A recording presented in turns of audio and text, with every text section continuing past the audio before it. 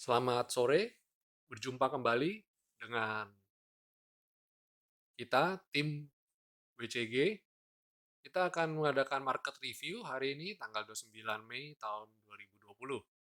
Tidak terasa ya, sudah di akhir minggu lagi dan di penghujung bulan Mei. Ya, lumayan bulan Mei ini kemarin kita banyak sanksikan kalau bulan Mei adalah sell on Mei, tapi ternyata porto saya malah bertumbuh cukup baik ya,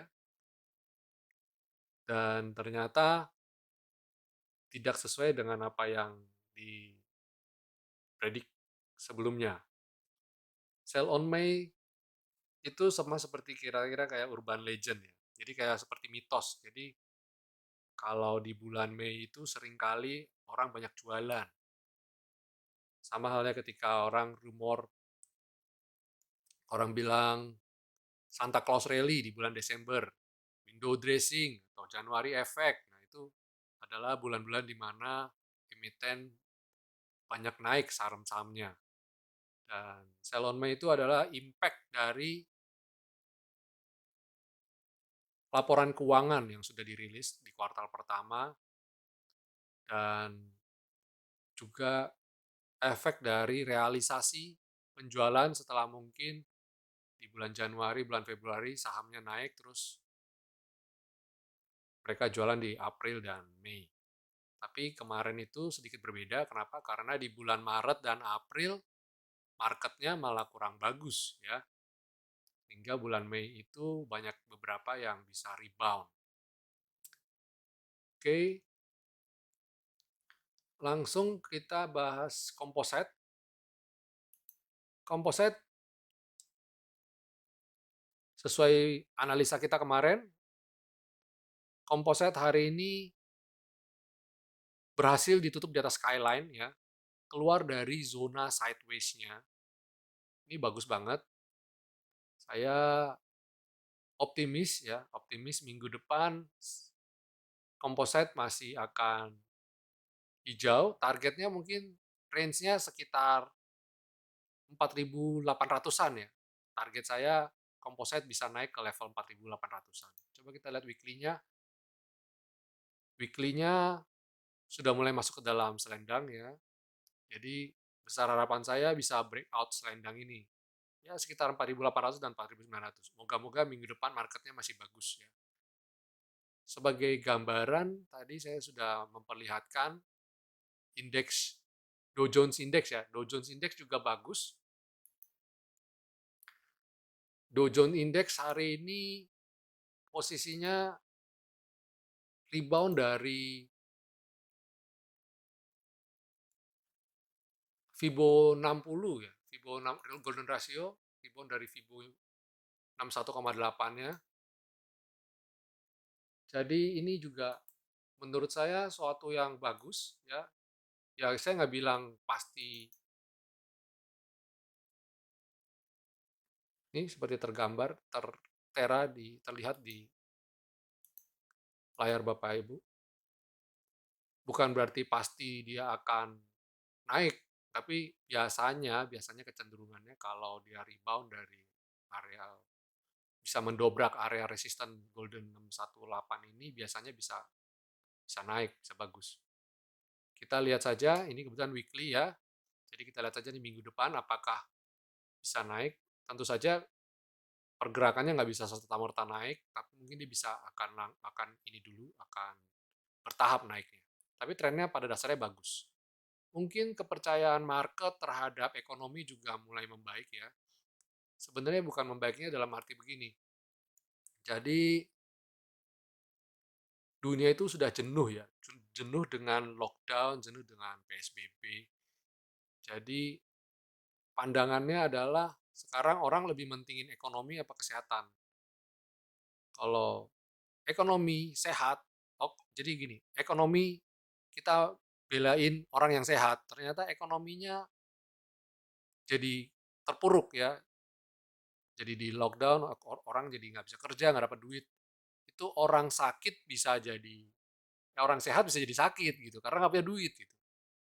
Tapi kalau ekonomi jalan, orang punya makan, setidaknya kita optimis yang sehat bisa autoimunnya bisa bisa membantu untuk melawan virus, dan yang sakit pun karena setidaknya ada uang, ekonomi jalan, bisa berobat gitu.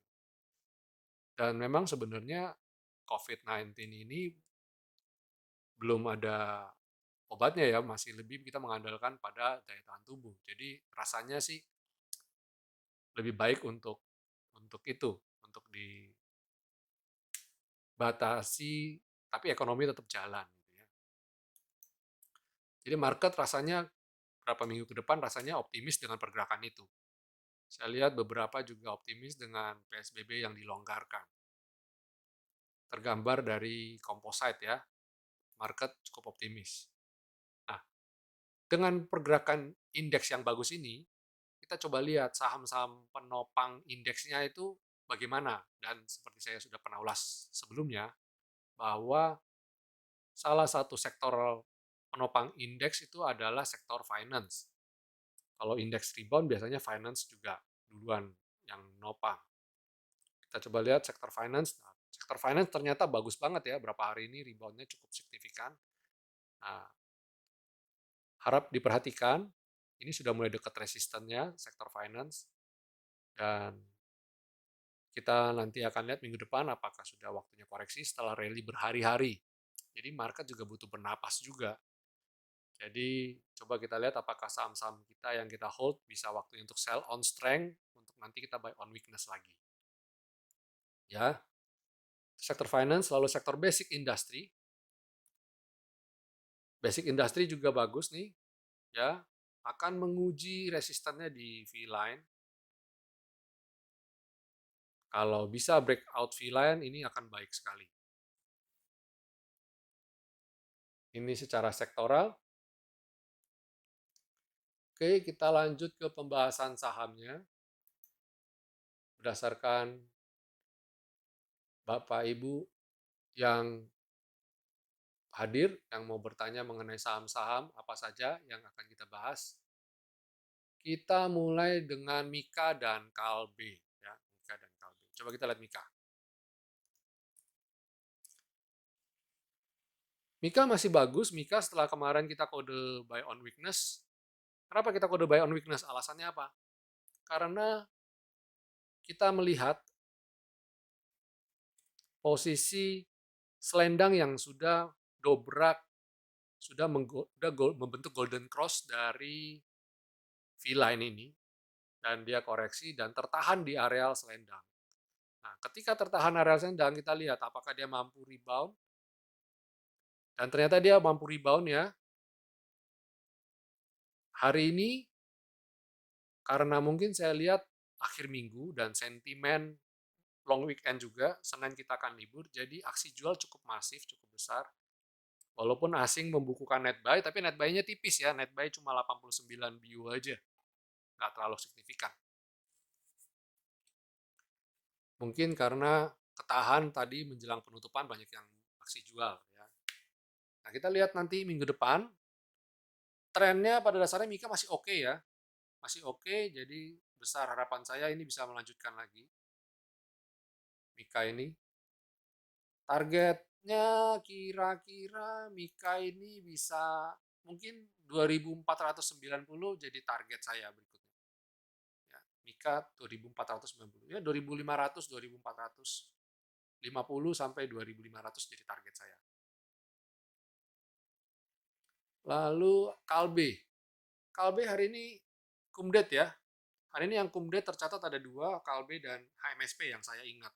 Mungkin ada yang lain, tapi yang saya ingat ada 2 itu. Jadi hari ini tekanan jualnya cukup besar nih Kalbe ini. Dan ketika dia mantul di Skyline, saya lihat Kalbe itu targetnya ketika itu ke T2 dan ternyata benar. Nyampe ke T2 beneran. 1455 langsung dia langsung retrace ya. Hari ini tertingginya Kalbe di 1460. Itu pas banget. Jualan langsung retrace. Asing juga terlihat masih jual ya, masih net sell. Masih net sell. Lalu setelah itu ada Adaro dan Unilever. Adaro, coba kita cek Adaro. Adaro kemarin juga kita sudah bahas. Coba Bapak Ibu lihat rekaman saya yang sebelumnya. Kita lihat Adaro tertahan kemarin di selendang dan kelihatan dia lagi sideways. Saya kemarin juga udah bilang kalau bisa breakout 1060 kelihatannya bakal bagus. Dan hari ini lumayan ya, kelihatan cakep ya. Target saya di Adaro harus mendobrak V-line ini. Kalau belum bisa dobrak V-line, sell on strength dulu. Sell on strength dulu di areal V-line di areal 1150. Itu Adaro. Lalu Unilever. Unilever terlihat belum belum ada tanda-tanda bagus, lagi koreksi, lagi retrace, dan retrace ini Skyline menjadi benteng terakhir saya ya, benteng Takeshi.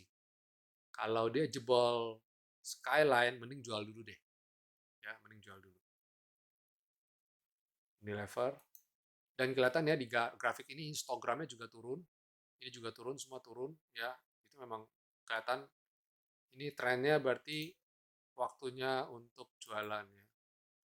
Nah ini semakin turun ya ini ya, ininya naik, yang dalam waktu berapa ini mulai kelihatan mulai jualan ya Unilever. Moga-moga ini jadi support yang baik. Kita berharap aja. Pray for the best untuk Unilever.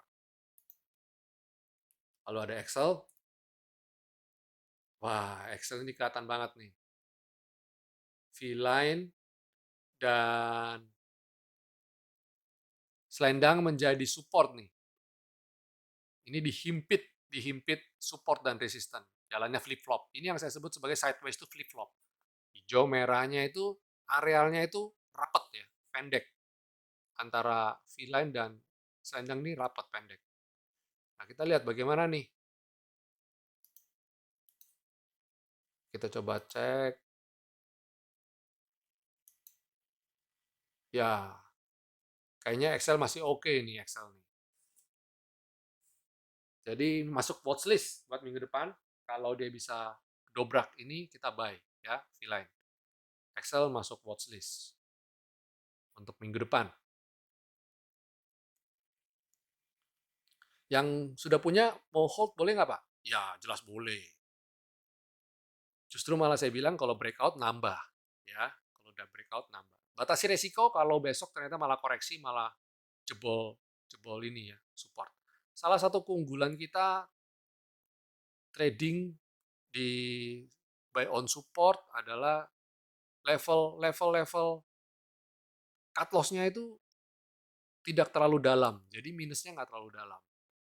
Jadi ketika beli sebisa mungkin sedekat mungkin dengan area support untuk kemudian nanti kalau sampai jebol support tersebut kita langsung cut loss. Jangan tunggu minusnya 5% sampai 10%, jangan tunggu 10% dulu. Begitu jebol support ya jualan dulu aja.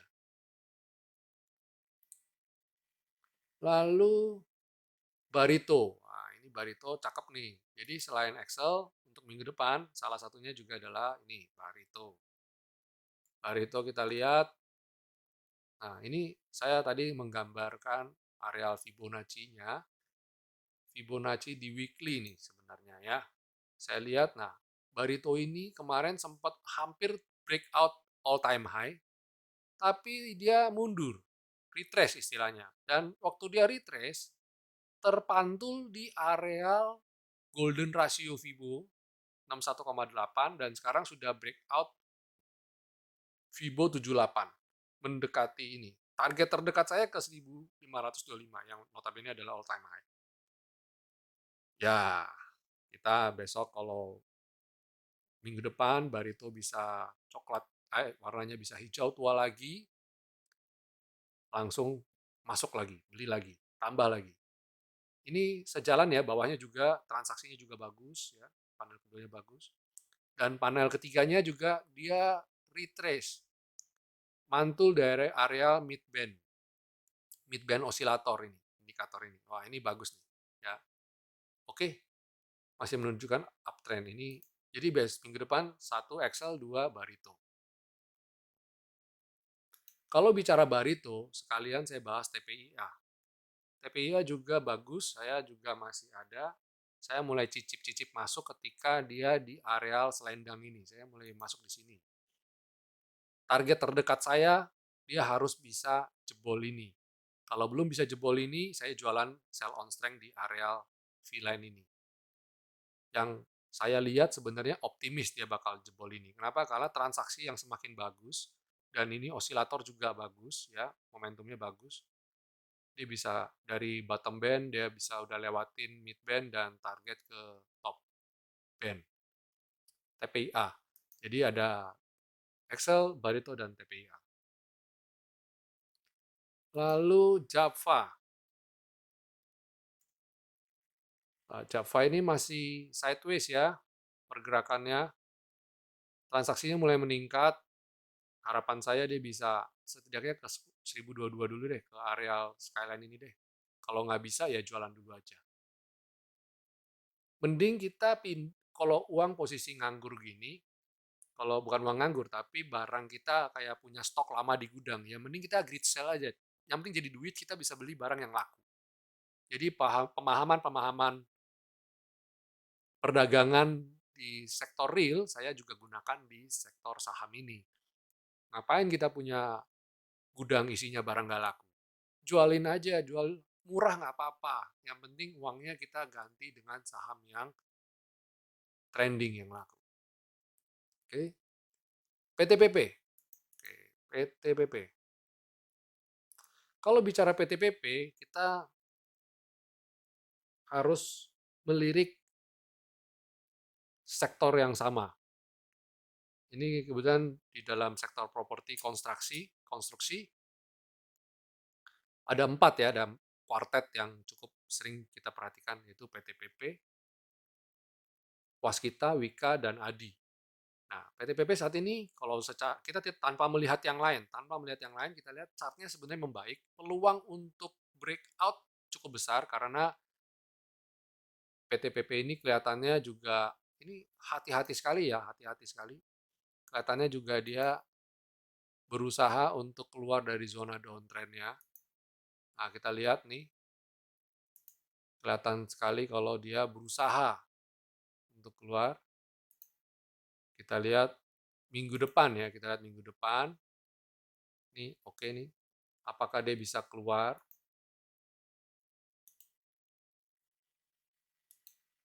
Wah, cakep. Ternyata dengan menggunakan saya kombinasi dengan technical analysis klasik ya, yang gambar garis ini salah satu kategori klasik. Ini kelihatan mengecil ya, pergerakannya semakin mengecil, yang artinya volatilitas pergerakan harganya range-nya semakin pendek. Nah, ini potensial untuk breakout nih ya. Kita coba lihat untuk PTPP minggu depan ya. Selain PTPP, kita coba ulas kuartet di mana selain PTPP ada Wika. Nah, Wika-nya juga mirip-mirip nih. Ini juga cakep nih. Ini juga mirip-mirip. Kita coba tarik garis sedikit. Apakah mirip sejalan? Wah, iya. Ini termasuk hati-hati sekali nih. Mainnya lembut. Malah ini Wika ini kalau saya tarik, kalau saya berdasarkan ini dia sudah breakout di sini ya. Tapi kalau saya lihat dia karena dia sideways di sini, saya coba ini pindahin titiknya. Saya coba pindahin titiknya ke sini. Kelihatannya ini ya terhambat resisten ya ini ya. Dia belum bisa breakout. Jadi Wika kalau dia bisa breakout ini cakep nih. Yang mana sekarang juga tertahan di skyline. Yang Wika untuk minggu depan boleh. Jadi untuk minggu depan saya sudah mengantongin 5 emiten nih. Ya, udah ngantongin 5 emiten. Terus sekarang coba sektor ini ada Waskita. Waskita masih belum oke ya, masih sideways, masih flat. Jadi skip aja. Terus Adi. Wah, Adi malah sama Waskita masih flat ya. Berapa hari terakhir ini masih sideways. Saya masih not oke. Walaupun sebenarnya kecenderungannya sama nih, kecenderungannya mirip-mirip nih. Ya, ini mirip-mirip sebenarnya.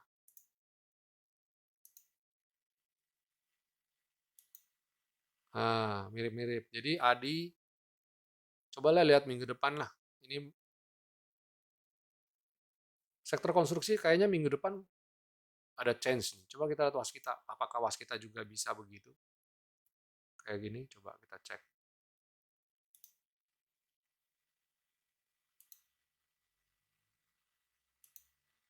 Oh iya loh. Ya, kayaknya minggu depan konstruksi ada chance. Yes, konstruksi ada chance. Jadi silakan dipilih waskita, PTPP, Wika, dan Adi. Saya prefer PTPP dan Wika. Ya, saya prefer PTPP dan Wika. Waskita juga. Ini asing juga masuknya cukup masif nih. Waskita. Ya, oke nih, boleh. Good. ASI. Nah, ASI ini saya hari ini jualan sell on strength. Kenapa Pak? Kenapa jualan? Kenapa nggak tunggu sampai di atas aja? Karena saya waktu itu beli itu dia sudah sesuai target saya. Ini sudah bagus sekali, sudah sesuai target saya. Udah melampaui sampai extension satu. Dan perhatikan dia udah berapa hari hijau? Satu, dua, tiga, empat. Ini hari kelima ya. Ini kan nggak hitung merah ya, nggak hitung hijau. Tapi naiknya sudah hitung hijau satu, dua, tiga, empat, lima. Nah, saham Indonesia kalau udah 5 candle tuh kayaknya udah eh, hawa-hawa taking profit itu besar sekali. Jadi saya melihat ASI itu saya tadi sell on strength. Sama satu lagi tadi saya juga tradingnya pakai menggunakan margin. Saya ada entry tadi siang saya tambah di Barito karena saya pakai margin ya saya mau nggak mau salah satu harus komponen yang saya harus jual karena ini mau liburnya cukup panjang ya supaya nggak kena bunga jadi saya salah satu harus jual dulu. Nah yang saya jual adalah ASI sell on strength. Kalau belum jual bagaimana Pak? Kalau belum jual ya pastikan jaga trailing stop-nya ya, pastikan jaga trailing stop. Itu di ASI. Tekim. Wah, Tekim ini kemarin posisinya tidak kuat untuk breakout selendang ya. Jadi sentimennya turun nih. Dan asing juga jualan terus ya. Jadi belum cukup kondusif. Kalau mau serok bawah boleh nggak? Ya serok bawah saya lihat ini ada support di 3750. Coba aja kita nunggu. Kalau jebol 3750 ya jualan dulu deh. Jualan dulu ya. Jebol 3750 jualan dulu. Jasa Marga. Nah, Jasa Marga ini kemarin di video yang kemarin sudah saya bilang kalau Jasa Marga better jualan dulu ya karena sudah bikin membentuk lower low. Dan ternyata hari ini ya dan dekat mau menguji dan kelihatan tendensinya menguji support di selendang dan ternyata hari ini ya benar menguji selendang walaupun belum jebol. Nah, selanjutnya benteng Takeshi terakhirnya adalah di Skyline. Kalau jebol Skyline jualan. Kalau hari ini belum sempat jualan, tunggu kita jaga di Skyline. Kalau jebol Skyline better jual semua. Kalau jebol Skyline jual semua. Ya, dan hari ini sentimennya ARB loh. Hati-hati ya. Kalau ARB kecenderungannya tekanan jualnya itu besar, tak terbendung ya. Hati-hati kalau ARB itu.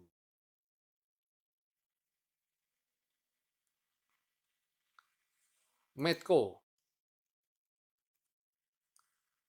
Nah, Medco ini ya sama nih. Jebol selendang, hati-hati ya. Jebol selendang bisa ke bawah. Kecenderungannya kalau kayak begini kemana ya? Kecenderungannya ke 396 ini. Ini kecenderungannya. ICBP. ICBP hari ini ditutup merah ya. Ya karena memang sentimennya belum bagus ya. Sentimennya ketika kemarin naik asingnya masih jualan. Ini yang patut diwaspadai. Nah, ada orang bilang begini, Pak, Atau bertanya begini, masalahnya asing tuh katanya bukan bener-bener asing, Pak. Asing tuh ya aseng juga, jangannya aseng atau malah mungkin asyong. Saya sebenarnya nggak terlalu peduli dengan itu. Karena apa?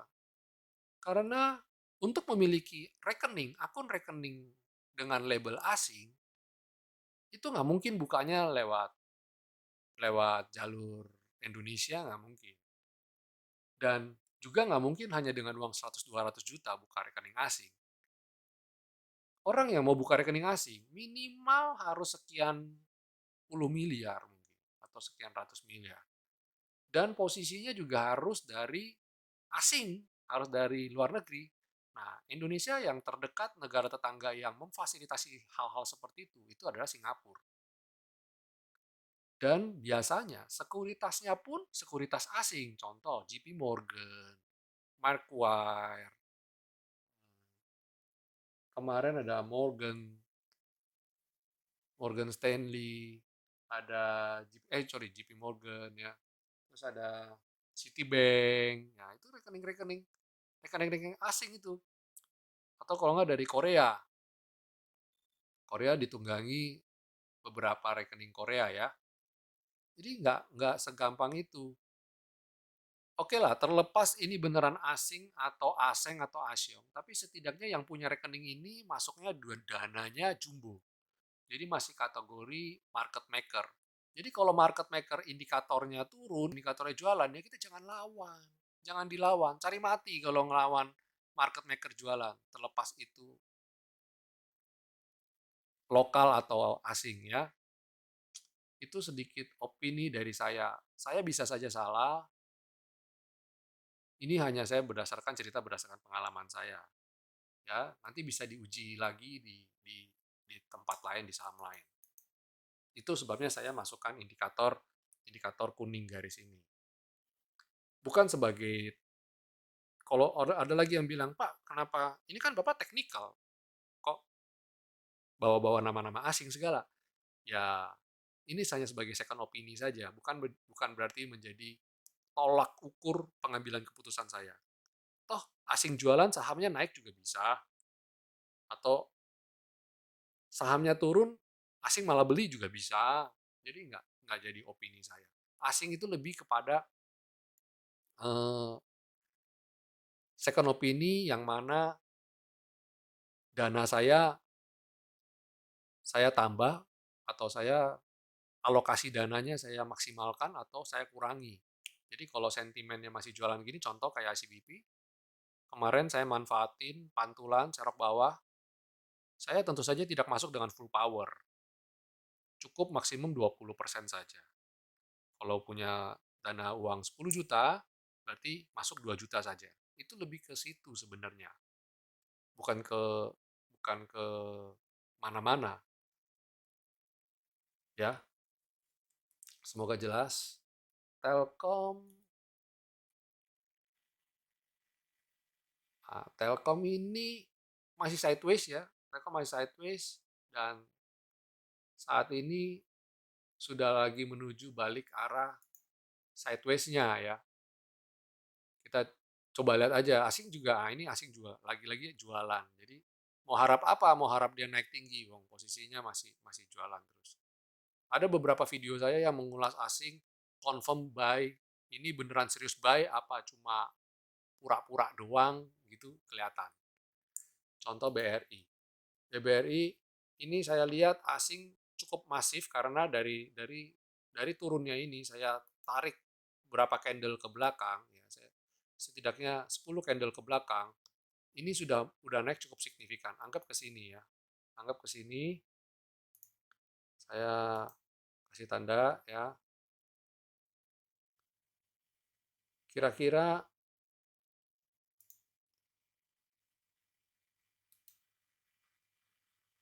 asing harus keluar melebihi ini baru tanda akumulasi. Yang artinya posisinya diturun dan dia harus naik ke sini baru, oh ini baru tuh berarti serius nih, asing asing mulai masuk gitu. Kalau enggak, hati-hati jebakan Batman. Contohnya di sini, contoh ini Ketika itu naik sedikit, kita kira asing sudah mulai masuk, ternyata malah ambles. Padahal naiknya cuma sedikit. Jadi naik sedikit ini hati-hati yang naik sedikit. Ini contoh juga. Naik sedikit ini hati-hati. Kita bilang, oh udah masuk nih, padahal ternyata di bawah turun lagi. Nah kalau kayak gini saya bilang, wah kalau kayak gini sih kayaknya cukup serius nih. Moga-moga tetap baik ya.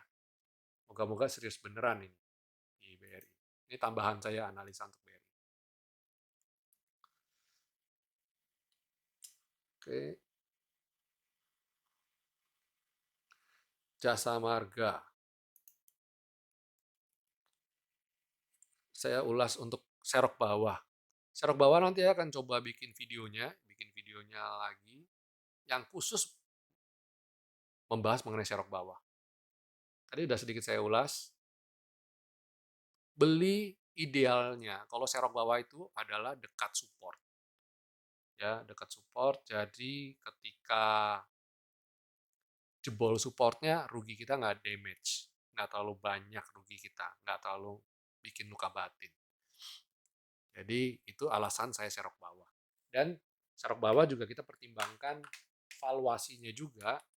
Kira-kira saham ini nggak usah ngejelimet, nggak usah terlalu jelimet hitungnya valuasi saham, tapi setidaknya kita ya melihat ini kayaknya industrinya terlalu murah kayak gitu-gitulah. Jadi kita berani untuk buy di bawah. Ya. Sumercon. Sumercon sektor properti masih masih penuh tekanan ya, masih belum oke, makanya sideways-nya masih begini, masih masih belum oke lah, masih belum oke. Kalau ada yang lebih bagus kenapa pilih yang seperti ini gitu aja ya. Sumercon masih not oke sektor properti karena pada dasarnya orang setelah Covid ini masih wait and see ya, belum berani untuk masuk ke investasi yang sifatnya long term ya. Properti itu sifatnya investasinya long term soalnya. HMSP. Nah, HMSP kelihatan terpentok terpentok V-line tapi masih terjaga sama selendang. Asing masih masuk terus. Nah, hari ini HMSP itu kumdet. Jadi waspadai waspadai aksi jual nanti ya, waspadai aksi jual.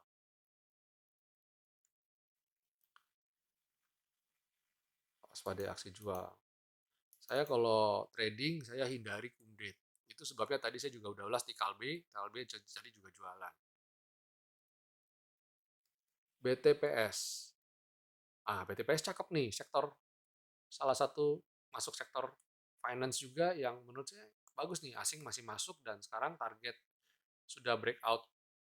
Ini sudah breakout resisten 2 ini dari breakout sekarang menuju resisten ketiganya nih. Nah, sell on strength ya, sell on strength. Kita jangan target muluk-muluk dia bakal breakout, tapi kalau nyampe sini jualan dulu aja. Toh sudah profit, ya kan? Lalu PNBN.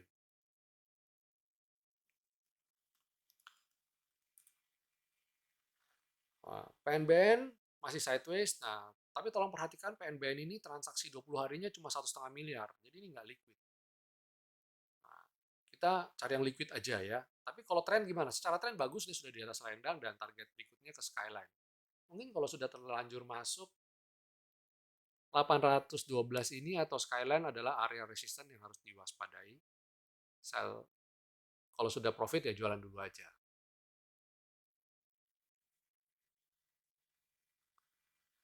Excel juga kamdet ya ternyata hari ini. Kita nggak tahu apakah, makanya kita lihat kalau minggu depan dia breakout berarti bagus. Tapi kalau besok turun, ya berarti Excel gagal tembus V-line ini dan waktunya koreksi. Nah, kalau koreksi, kalau dia tembus, kalau dia tembus skyline ini, ya sudah, berarti memang harus koreksi, dia harus turun ya, waktunya jualan. Cepin bagaimana? Cepin ini cakep. Cepin ini tadi saya kode waktu sudah break V, dia bisa hijau tua. Artinya confirm ya. Langsung ternyata dia bisa breakout V-line. Nah, ini saya lihat bagus karena selendangnya juga sudah golden cross dengan skyline. Target berikutnya adalah selendang bisa golden cross V-line untuk menandakan bahwa ini masuk jalur uptrend. Sejalan ya transaksinya semakin meningkat, harga sahamnya semakin naik, transaksi meningkat, dan posisinya juga secara osilator juga uptrend. Jadi Cepin masih oke. Nah, coba kita cek minggu depan.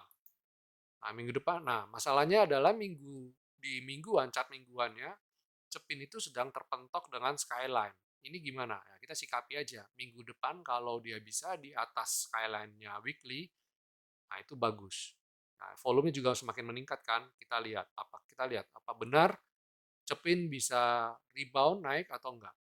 Kalau bisa rebound naik, Cepin target terdekat saya ke 7.000 dulu.